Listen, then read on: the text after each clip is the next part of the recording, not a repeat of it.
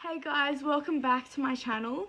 So today's video is not going to be as happy and exciting as the rest of the videos I have filmed. I do want to do more than just sitting down and talking, but it is hard during the week as I do have a full-time job, and I kind of like I get up really early and I come home really late, so it's pretty hard to go out during the week and film and stuff. But hopefully this weekend I can get a more creative video out for everyone. But going back to what I'm going to be discussing today, today isn't going to be the best video.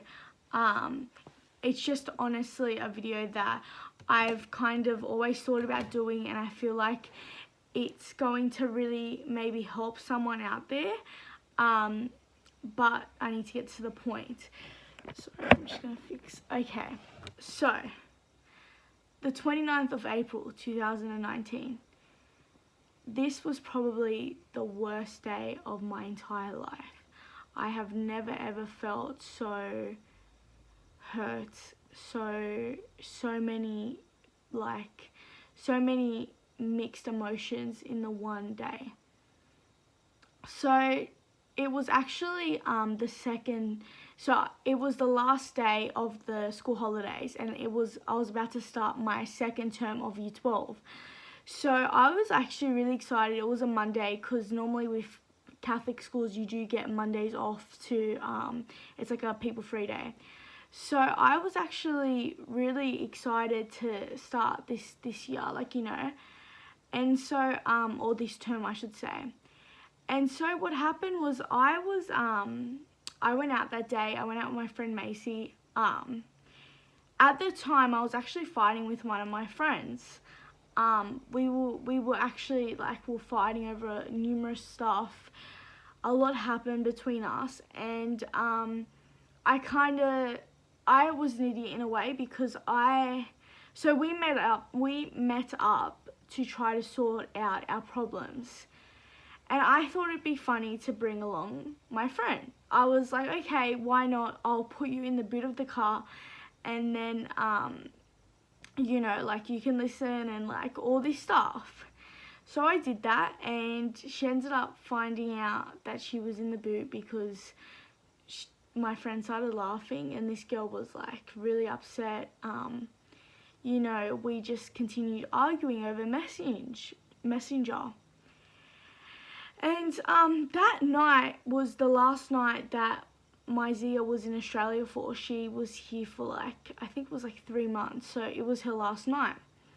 So I said to myself, oh, you know, my mum was out for a walk at the time, my sister was at work. I was like, oh, I'm gonna take my dog Charlie to go say goodbye.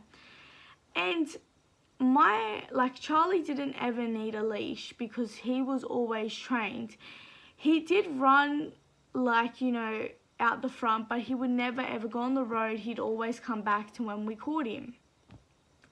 But never at my grandparents' house. He never did this at my grandparents' house. He always knew to go to the door. So I get to my grandparents' house, and I basically let him actually, you know, just run up into their house, and their door's always unlocked. So, you know, I just unlock it and he goes in. So I did that, and I went to unlock it, and he it was locked, and he actually ran down the driveway. And I looked at my phone quickly, and I saw that he was down the driveway. So obviously my instinct was to chase after him. Now it was dark it was dark. It was probably around 6 p.m.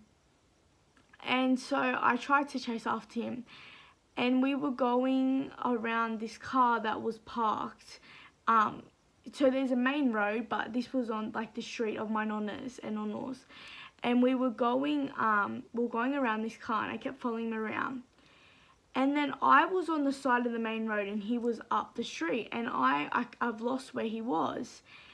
And now I started to panic, and I get really bad anxiety, and I was panicking. I was like, oh my God, you know, like, where is he? He couldn't have went far. So I'm calling Charlie. We used to have names for him, so I used to be like, my boo boo, like, come here. And he was not, like, I couldn't see him. And I was screaming that loud that, you know, neighbours came out to help me find him because of how loud I was screaming. I was screaming, Charlie. And then my family obviously heard as well, so they all came out to come help. And then everyone at this point was looking, and it was probably 10 minutes into it. And I ring my mum. I was like, okay, this is something my mum needs to know. So I ring her, and she comes over straight away. And she goes to me, you better hope nothing happens to him. And I was like, yeah, like, you know, like I was already freaking out. So now everyone's in like cars trying to find him. We're going up and down the street. We're going all around. I literally went in someone's house to go find him. Like, it was like, there was probably about 15 people looking for him. Then my mum gets a phone call from the vet, and they say, look, we have Charlie here, someone's handed him in. And they're like, can you please come now? So straight away, probably like 5 different cars, we all go to the vet to find him, to like go get him. And so we get to the vet, and you know, there was all my auntie, my uncle, my grandparents, my whole family was there. And we get to the vet, and my mum goes, oh, like, where is he? Like, you know, we want to see him. And they're like, look, he's not in stable condition. He got hit by a car. But thankfully the car that hit him, you know, brought him into the vet. And so we go to see him in the vet, like in the room. And he was bleeding, like, he was bleeding from his mouth and from his bum. And we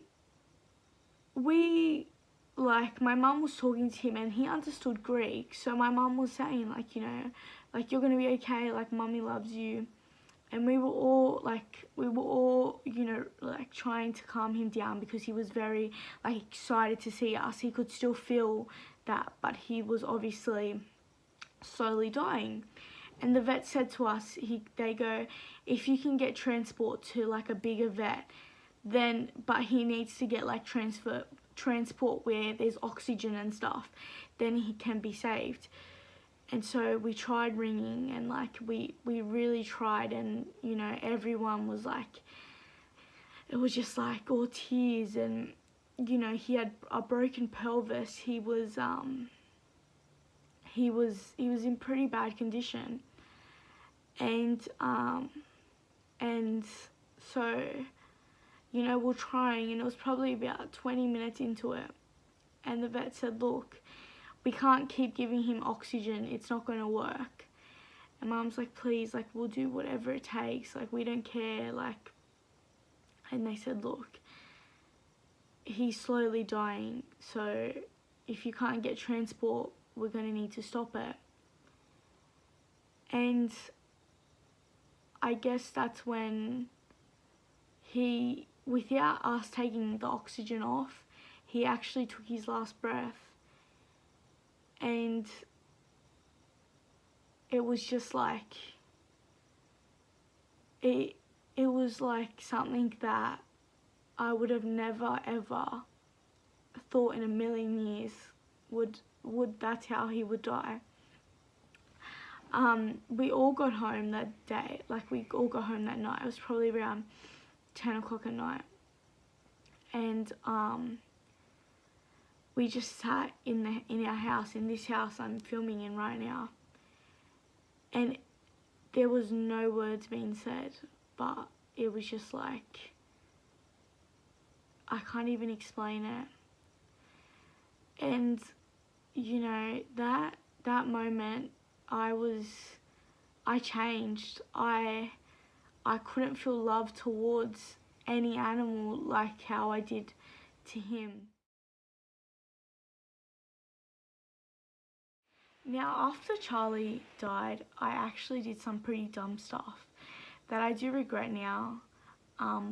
Nothing to do with harming myself, but just things that I didn't actually think about.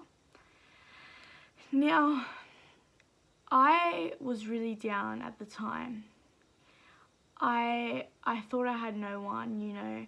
My mum was broken from this. Everyone that I had around me was broken. It was a very hard time for my family and I. And now I swear by anything that if it wasn't for Charlie dying, I would not have moved to Canada. Would I rather have my dog? 100%. I would never ever leave the country to have my dog back. But, you know, this wish would never come true. This is one wish that I can't be granted because unfortunately he's gone forever now. But if I could give any advice, is that honestly, like, I needed an excuse to be able to move overseas. I never thought about doing it for me. And what's crazy about everything is that I actually had a teacher in school, and he moved overseas, and like, he actually inspired me a lot. He was my English teacher. He definitely made school a lot better for me, as in, like, he just seemed like he went through a lot. Like, his dad passed away, and you know, he still seemed to be able to smile and be happy, and he just made high school a lot better for me because I never wanted to graduate, and he always believed in me, and it made a difference. But anyways, he always inspired me to move overseas. Actually, he always like talked about how he lived in the UK and how amazing it was and all this. So moving to Canada was like, you know, something I've always wanted to do, or well, at least California. But all I can say is that if you're passionate about something, anything is possible. And I know I'm probably the 100th person to say this to you, because I was sick of hearing it. I was sick of everyone saying to me, anything's possible, you know, all this stuff. And I used to not believe in it. But it really is. If you work hard to achieve something, you know, you will live a happier life. You will be healthy because you are achieving things that you never thought you could achieve. I personally think that at this age, it is the best time to travel. It is the best time to be young and free. From working at Woolworths, I got to admit that from talking to people every day, it really changed me, because I would take what they said and I would compare it to what I want to become as a person. A lot of people told me, at least 95% of people told me, to travel before you have kids. Now, people might think that's common sense, but then you get that 5% that says, no, travel as a family. I personally don't agree. I don't agree with travelling with kids that are like under the age of 3, because they won't remember, so it's just a waste of money. But obviously, you know, there's a lot of opinions on that. Now, honestly, I can't wait to be, you know, in my 20s and have travelled half of America, you know, hopefully Europe. I mean, I'm not that interested, but maybe Europe.